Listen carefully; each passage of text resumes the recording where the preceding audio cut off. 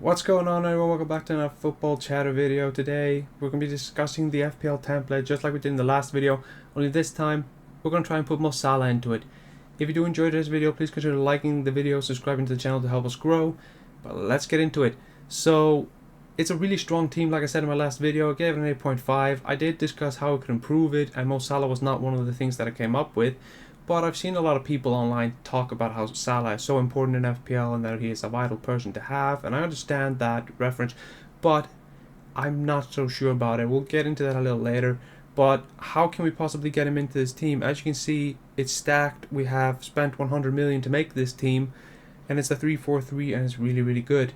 But if we're going to put him into this team, I've come up with two different approaches. Number one, you can play a 4-4-2 system, and in which case you have to drop Trent Alexander-Arnold down to a 5 million defender, and I just put Nathaniel Ake in there because I think he's going to be nailed in that Man City side, get a lot of minutes, and they get some clean sheets. And then you can put Rashford and bring him all the way up to Mo Salah. Then you can drop Nkunku down to a 4.5 forward, whoever you want. Can be Archer, could be Balogun, could be whoever, Plange or whatever. And then you upgrade your 4.0 million defender and bring in Kieran Trippier.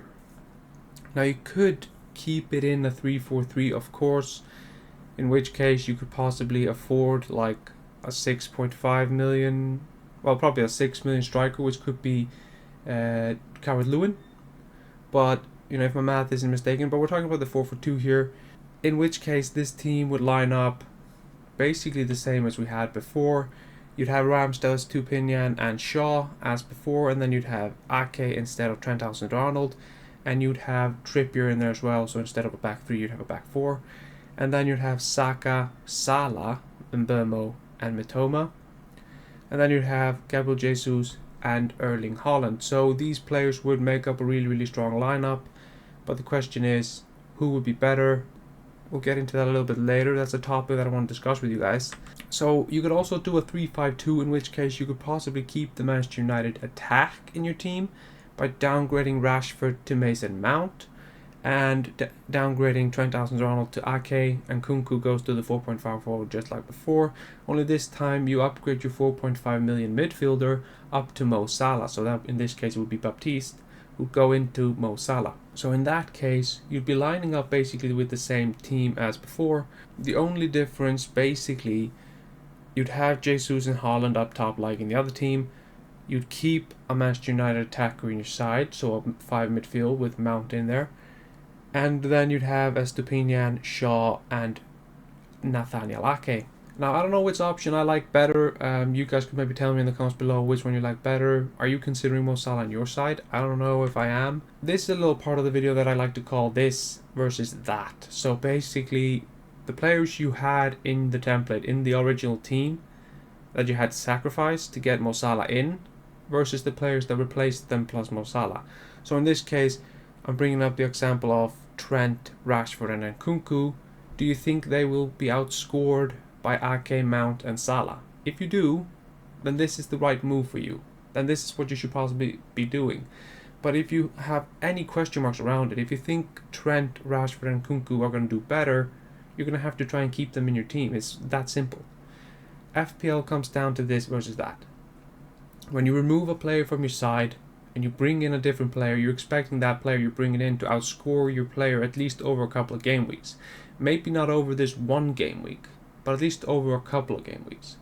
So it's very important that we just do our math and do our thinking up loud, and just think about this versus that. It's very important and it's very simple, and if we just allow ourselves to do that, we'll be in a world of good. Now finally, I just want to go over, should we consider Mo Salah? Now the fixtures are on screen. It's Chelsea, Bournemouth, Newcastle and Aston Villa. Now the first fixture, Chelsea at Stamford Bridge, is really tricky with Pochettino coming in and probably doing some good business with Chelsea. But then you have Bournemouth in the second game week, which is why a lot of people are considering Mo Salah, because they think they can captain him in that fixture.